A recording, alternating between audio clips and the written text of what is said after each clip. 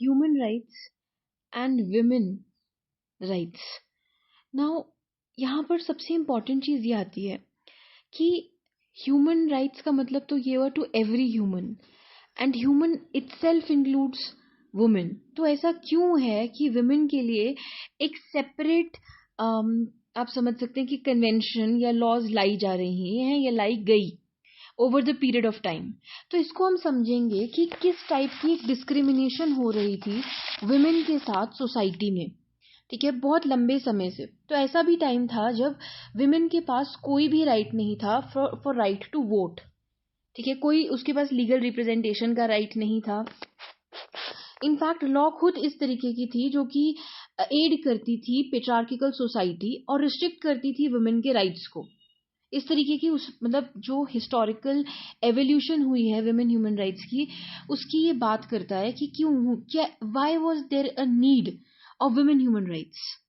और ये सिर्फ इंडिया से ही रिस्ट्रिक्टेड नहीं है, नेशन लाइक इंटायर वर्ल्ड में it was there that men has always overpowered women in the history.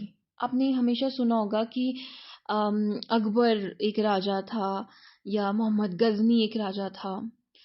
तो रानियों का नाम जब भी आया है हिस्ट्री में तो वो कैसे आया है, after their Kings. So rather than the queen it was the king that was a preference, right. तो इनफैक्ट इसी चीज को मैं आपको ऐसे समझाती हूँ कि यूनाइटेड किंगडम में भी 1870 में जाकर वुमेन को प्रॉपर्टी राइट्स इनहेरेंट करने का मतलब फर्स्ट टाइम मौका मिला था. तो 1870 वाज द टाइम. इवन औरतों के पास ये भी राइट नहीं था कि वो अपने हिसाब से अपना जीवन साथी चुन सकें. They don't have any rights of marriage, divorce, and was nearly impossible for them, right. To divorce was approximately said that it was entirely difficult to take divorce in that era. Women excluded from most of the professions. बहुत सारे ऐसे professions थे मतलब जिसमें से women को preference ही नहीं दी गई थी. लॉ, इंजीनियरिंग, और you can talk about doctors, medical field. तो यहाँ पर वुमेन को प्रेफरेंसेस नहीं थी, एजुकेशन ही नहीं दी जाती थी. और सबसे इंपॉर्टेंट चीज, ये पूरे वर्ल्ड में it was a scenario that when a woman is born they will first try कि आइदर टू किल इट, ठीक है, फीमेल फेटिसाइड कर दो. तो ये इनकी थिंकिंग इस तरीके की थी. ठीक है, डोमेस्टिक वायलेंस को सोशली एक्सेप्टेंस मिली हुई थी उस टाइम पे. ऑनर किलिंग, फीमेल इनफेटिसाइड्स, ये सब चीजें प्रेवलेंट थी. उसके अलावा वॉर टाइम जब था तो स्लेवरी होती थी. तो वो sales and purchase of women they use to do for sexual abuse of the women, rape, slavery, forced pregnancy. So women has no right at all. Even औरतों के पास ये भी राइट नहीं था कि वो अपने हिसाब से अपना जीवन साथी चुन सकें. They don't have any rights of marriage, divorce, and was nearly impossible for them, right. To divorce was approximately said that it was entirely difficult to take divorce in that era. Women excluded from most of the professions. बहुत सारे ऐसे professions थे मतलब जिसमें से women को preference ही नहीं दी गई थी. लॉ, इंजीनियरिंग, और you can talk about doctors, medical field. तो यहाँ पर वुमेन को प्रेफरेंसेस नहीं थी, एजुकेशन ही नहीं दी जाती थी. और सबसे इंपॉर्टेंट चीज, ये पूरे वर्ल्ड में it was a scenario that when a woman is born they will first try कि आइदर टू किल इट, ठीक है, फीमेल फेटिसाइड कर दो. तो ये इनकी थिंकिंग इस तरीके की थी. ठीक है, डोमेस्टिक वायलेंस को सोशली एक्सेप्टेंस मिली हुई थी उस टाइम पे. ऑनर किलिंग, फीमेल इनफेटिसाइड्स, ये सब चीजें प्रेवलेंट थी. उसके अलावा वॉर टाइम जब था तो स्लेवरी होती थी. तो वो sales and purchase of women they use to do for sexual abuse of the women, rape, slavery, forced pregnancy. So women has no right at all. So it was 1952 जब first legal instrument आया जो deal करता था exclusively women rights से relation में, और वो general assembly ने इसे अडॉप्ट किया. तो the women should be entitled to vote in elections on equal terms with men. ये चीज निकल के आई इस फर्स्ट 1952 में convention on political rights of women. It was the first time that women was recognized that she also has the right to vote as in accordance to men. इसी same convention में ये भी कहा गया कि women जो है वो एलिजिबल है कि वो किसी पब्लिक ऑफिस को होल्ड कर सकती है, पब्लिक फंक्शंस के अंदर मतलब परफॉर्म करे जा सकते हैं by national law on equal terms of men. फिर आया 1957 में convention on nationality of married women. तो इस पर्टिकुलर चीज में ये चीज निकल के आई. Rather than speaking in Hindi, I will read it for you in English so that you guys can understand what exactly this convention was all about, nationality of married women. और ये चीज आज की डेट में भी prevalent है. Neither the celebrations nor the resolution of marriage between one of the national and alien will lead to not the change of nationality of husband during marriage will not automatically affect the nationality of wife. तो ये जो 1957 की convention थी ना, यहीं से ये बात निकल के आई है कि चाहे मैरिज के ड्यूरेशन में जब मैरिज चल रही है या मैरिज के टाइम पर अगर आपके स्पाउस की नेशनैलिटी चेंज हो जाती है तो यहाँ से इसका मतलब ये नहीं कि वुमेन की भी नेशनैलिटी चेंज हो जाएगी. अभी रिसेंट जो पहलगाम अटैक के बाद गवर्नमेंट की अनाउंसमेंट हुई थी, you might have seen that Pakistan ने बहुत सारी इंडियन वुमेन जो कि पाकिस्तान में मैरिड है उन्हें वहां की नेशनैलिटी अभी तक नहीं दी है. और ये चीज अगेंस्ट है ऑब्वियसली उनके राइट्स के as according to those women. लेकिन एज पर द कन्वेंशन ये एब्सोल्युटली राइट है कि आपके हस्बैंड से मैरिज होने की वजह से आपकी नेशनैलिटी नहीं बदल जाती. वुमेन की एक सेपरेट आइडेंटिटी है, उसकी एक सेपरेट कैपेसिटी है to hold the rights in according to the nation where she is born. इसके बाद आई 1962 की convention on consent of marriage, minimum age for marriage and registration of marriage. तो 1962 में वर्ल्ड में ये चीज रियलाइज कर ली गई कि विमेन के जो मैरिज का राइट्स है ना उसके पास ऑटोनॉमी है कि वो अपनी मैरिज के हिसाब अपने हिसाब से मैरिज कर सकती है. एक मिनिमम एज होनी चाहिए मैरिज की, ठीक है. चाइल्ड मैरिज को प्रोहिबिट करना चाहिए, safeguarding the principles of free consent of marriage. ये 1965 में कन्वेंशन इसी के अंदर ऐड किया. And finally declaration on elimination of discrimination against women को लाया गया 1979 में. मतलब एक डिक्लेरेशन हुई थी 1967 में जिसको 1979 में कन्वेंशन के फॉर्म में लाया गया. Elimination of discrimination against women, इसे हम डिटेल में पढ़ेंगे. जनरल असेंबली ने जो ये convention on elimination of all forms of discrimination against women इसे अडॉप्ट किया 1979 में और 1981 में इसको 20 स्टेट्स ने तब रेटिफाई किया था. अब जो ये कन्वेंशन हुई, इस पर्टिकुलर कन्वेंशन 1979 में जनरल असेंबली ने ये कहा कि जो भी इस कन्वेंशन को रेटिफाई करेंगे, यानी कि जो भी कंट्रीज इस कन्वेंशन को साइन करेंगी ना वो सारे के सारे ऑब्लाइज करेंगी ये सारे रूल्स जो इस कन्वेंशन में दिए गए हैं और ये लीगली बाइंडिंग होगा. It provides for equality between men and women in civil, economic, social and cultural rights. सब कुछ सेम है, कुछ भी फर्क नहीं है ह्यूमन राइट्स में और जो कन्वेंशन है उसमें. बस the only thing is specification दी गई कि डिस्क्रिमिनेशन अगेंस्ट वुमेन खत्म करो. ये बहुत इंपॉर्टेंट है for the development of the society. Because if you see that in India there is an instance where Gulab gang came into existence. This was a group of ladies that the rebels that निकल के आए थे गांव से, ठीक है. और वो इसीलिए निकल के आए क्योंकि उनके साथ बहुत ज्यादा डिस्क्रिमिनेशन हो रही थी. So the convention demand that the countries end all form of discrimination against women and grant them equality with men in political as well as public life. अब मेरा यहाँ पर एक बहुत इंटरेस्टिंग सा सवाल उठता है कि you have to write down in the comment that who is the first chief justice of India as a woman in the country. ये पहली ऐसी ह्यूमन राइट ट्रीटी थी जो विमेन के राइट्स को, रिप्रोडक्टिव राइट्स को एफर्म करती है कि विमेन के पास भी क्या है, रिप्रोडक्टिव राइट है. नाउ क्वेश्चन हियर इज, क्या इंडिया में there is a reproductive autonomy with the women? And also do comment कि ऐसी कौन सी कंट्री है जहां पर रिप्रोडक्टिव ऑटोनॉमी जो है that is been given to the women.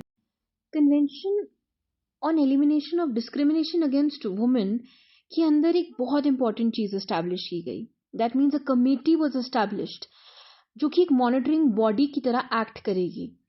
अब इसमें क्या होगा, 23 मेंबर्स होंगे, इंडिपेंडेंट एक्सपर्ट्स बेसिकली इस कमेटी में, जो कि रिपोर्ट्स बनाएंगे कंट्रीज में क्या कंडीशंस चल रही हैं रिगार्डिंग द वुमेन। एंड 1999 में इसमें एक ऑप्शनल प्रोटोकॉल ऐड की गई जो ये अलाउ करती है कि वुमेन और जो ग्रुप्स हैं इंडिपेंडेंट ग्रुप्स, अगर उनकी रेमेडीज एग्जॉस्ट हो जाती हैं उनके अपने नेशन में, तो वो क्या कर सकते हैं, वो फाइल कर सकते हैं petition with the committee directly against the government जिन्होंने उनके राइट्स को वायलेट किया है। एट प्रेजेंट इस कन्वेंशन को 189 कंट्रीज ने रेटिफाई किया है। कन्वेंशन 2 कोर प्रिंसिपल्स पे बेस्ड थी। एक ये कि requirement of elimination of both de jure and de facto discrimination. De jure discrimination ऐसी डिस्क्रिमिनेशन होती है जिसको लॉ रिकॉग्नाइज करती है, राइट? जैसे कि एग्जाम्पल के तौर पर हमारी कंट्री में हिंदू पर्सनल लॉ और मुस्लिम पर्सनल लॉ अलग अलग हैं और उसके नॉर्म्स एंड रूल्स जो हैं वो रिकॉग्नाइज करती है लॉ। वैसे ही डी फैक्टो डिस्क्रिमिनेशन होती है जो एक्चुअल में प्रैक्टिस की जा रही है, जैसे कि caste based discrimination, religion based discrimination जो आजकल बहुत ज्यादा प्रेवलेंट है हमारी कंट्री में, gender based discrimination. Triple talaq एक बहुत इंपॉर्टेंट एस्पेक्ट है डी ज्यूरे डिस्क्रिमिनेशन का, जिसे इंडिया में स्ट्रक डाउन किया गया। सेकेंड कोर प्रिंसिपल है authoritative action to reverse the historical pattern of discrimination. इसका मतलब ये है कि अथॉरिटीज जो गवर्नमेंट है वो ऐसे एक्शन ले जो कि already pattern, historical pattern against discrimination of women चल रहा है, उसे रिवर्स किया जा सके। जैसे कि अपनी ही कंट्री में विद इन इंडिया जैसे कि डाउरी से रिलेटेड लॉज निकल के आई हैं, with in 7 years of marriage if a woman dies. But however, again, as it is said under the international law, कि it is dependent on the consent of the states. Now, in 2017, a horrific incident you can understand took place, जिसमें Russia ने क्या किया, अपनी laws में से domestic violence को decriminalise कर दिया और ऐसा एक कैंपेन भी चलाया जिसमें कहा गया प्राउड ऑफ देयर ब्रूजेस, यानी कि जो घाव वुमेन को लग रहे हैं ना, वो प्राउड की बात है। Russian law was passed to decriminalize domestic violence in cases where it does not cause substantial body harm and does not occur more than once a year. A popular Russian newspaper even ran a campaign telling the women to be proud of their bruises. अब हम आ जाते हैं Indian scenario पे। तो India के case में हमारे जो वुमेन राइट्स दिए गए हैं वो इंडियन कॉन्स्टिट्यूशन में बेसिकली इनकलकेट किए गए हैं। तो we will be dividing it into 3 various halves, जिसमें सबसे पहले हम पढ़ेंगे pre independence era. Women rights were heavily restricted under colonial and traditional systems. Practices like sati, child marriage, purdah system were prevalent. तो ये आप समझ सकते हैं कि हमारी जो इंडियन जब ब्रिटिश कॉलोनियल सिस्टम था उस टाइम पे तो वुमेन को बिल्कुल ही कोई राइट नहीं थे। उनको सती सिस्टम जो हमारी कंट्री में था, अपने अगर पति मर गया है तो पत्नी को उसके साथ ही जलना होगा, बच्चों की शादियां कराई जा रही हैं, पर्दा सिस्टम था। तो प्रैक्टिकली इन सर्टन कम्युनिटीज ये चीज थी एक्चुअली। तो इसमें क्या हुआ, राजा राम मोहन रॉय उन्होंने कैंपेन चलाया जिसमें उन्होंने सती सिस्टम को अबॉलिश किया 1829 में। Ishwar Chandra Vidyasagar who advocated widows remarriage. तो इससे क्या हुआ, resulting in Hindu widows remarriage act लाया गया 1856 में, जिसने बेसिकली वुमेन राइट्स के लिए ना इंडियन सोसाइटी में ग्राउंड वर्क परफॉर्म किया। Then the Indian National Congress and women organisations like Indian Women Congress, founded in 1927, began pushing the educational and political representation. फिर आया एरा जो कि बिल्कुल आज़ादी के बाद का था, तो पोस्ट इंडिपेंडेंस एरा 1947 से 1950 के बीच में। यहाँ पर क्या हुआ कि जो इंडियन कॉन्स्टिट्यूशन है ना, ये सबसे बड़ा अपने आप में एक कॉर्नरस्टोन बन गया फॉर दी वुमेन राइट्स। इसमें आर्टिकल 14 बात करता है इक्वालिटी बिफोर लॉ, आर्टिकल 15 बात करता है नॉन डिस्क्रिमिनेशन की, और हाउएवर इसमें कुछ प्रिविलेजेस भी दी गई हैं वुमेन से related. Article 16 equal opportunity, establish gender equality and fundamental principles, इसके बारे में बात करता है। वैसे ही आर्टिकल 39A और 39D जो है वो बात करता है directive principle emphasizing equal livelihood and पे, सेटिंग अ प्रोग्रेसिव टोन। अब हम आते हैं इंडियन सिनेरियो में कुछ की लेजिस्लेशंस लाए गए। 1950 से 1960 के बीच में सबसे पहले हिंदू पर्सनल लॉ में एक रिफॉर्म लाया गया, हिंदू मैरिज एक्ट 1955। फिर हिंदू सक्सेशन एक्ट 1956 लाई गई, जो वुमेन को राइट देती है डाइवोर्स का, मेंटेनेंस का, लिमिटेड इनहेरिटेंस का, और ये अप्लाई किया गया सारे हिंदूज पर। As you know the definition of Hindu itself include the Sikhs, Jains and Buddhist, and does not includes कौन, मुस्लिम, क्रिश्चियंस, पारसीज, इन सबको ये इंक्लूड नहीं करता है। Then in 1961 dowry prohibition act लाई गई। इसका मेन एम यही था कि जो ये डाउरी प्रथा है इंडिया से, उसे हटाया जाए, दहेज प्रथा को बेसिकली रिमूव करने के लिए इसे लाया गया था। फिर मैटरनिटी बेनिफिट एक्ट 1961 में लाई गई, जिसमें वुमेन को कुछ बेनिफिट्स दिए गए, जैसे कि मैटरनिटी लीव्स दी गई, है ना, और इकोनॉमिक एम्पावरमेंट की बात हुई। 1970 से 1980 के बीच में एक सेकेंड वेव आई इंडियन फेमिनिज्म में, ठीक है, जहां पर 1972 में एक मथुरा रेप केस हुआ था।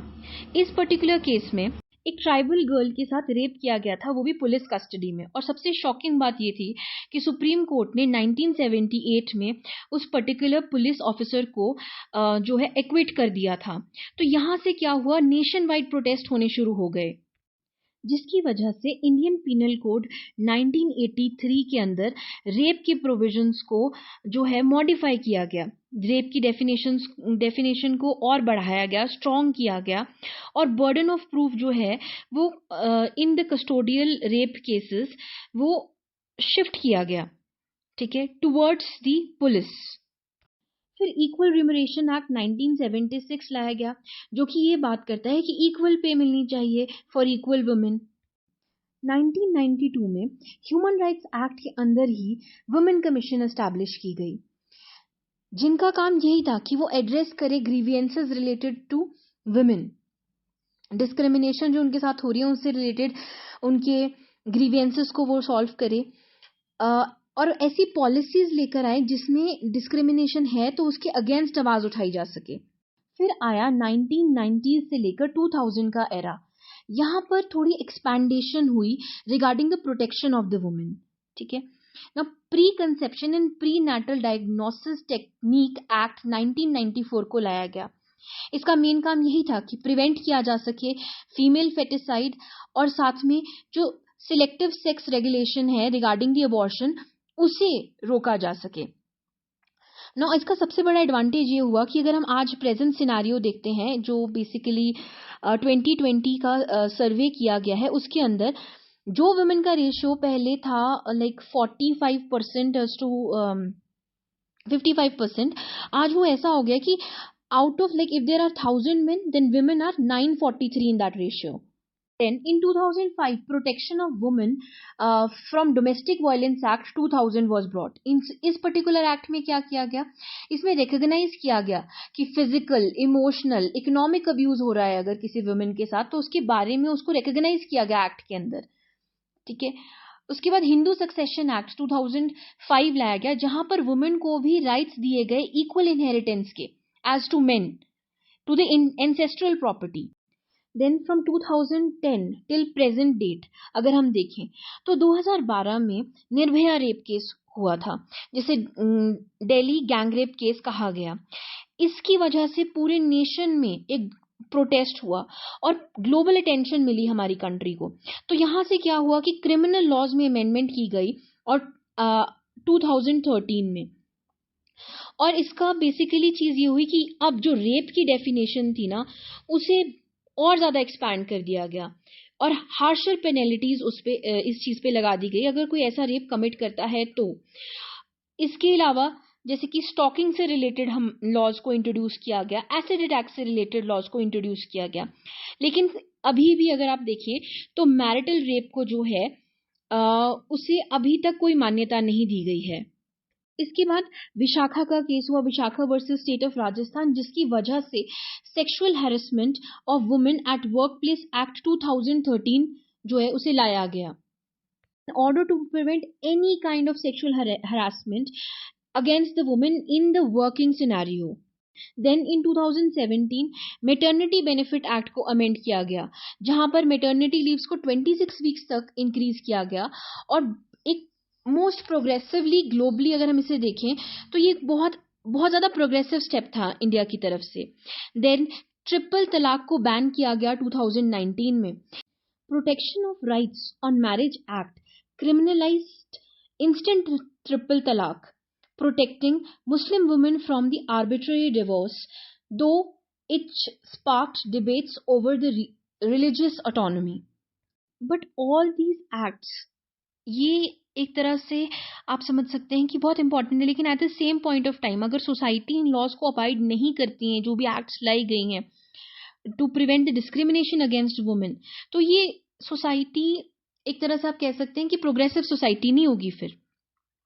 जैसे कि अगर हम एग्जांपल लेके चलें कि आज की डेट में भी जो पैट्रियार्किकल माइंडसेट है, जो नॉर्म्स हैं, जैसे कि डाउरी से रिलेटेड, चाइल्ड मैरिज से रिलेटेड, वो अभी भी एग्जिस्ट करते हैं रूरल इंडिया में।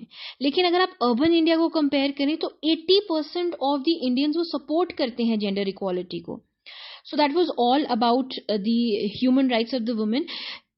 And you see the thing is that any type of discrimination has to be removed against the woman. This was the objective of the basic human rights for the living of the woman in the society with the dignity. As it is clear that the human rights are the inherent rights, and any human, be it a man or a woman, possess it by the virtue of being a human. That the discrimination is abolished from the society, the woman is given equal rights as to man, and she should also have the duty that not to use these rights against the men. Finally, I will end up the video by the quotes that was said by Hillary Rodham Clinton. So she said that, I believe that on the eve of a new millennium, it's time to break our silence. It's time for us to say here in Beijing and the world to hear that it is no longer acceptable to discuss women's right as separate from human rights.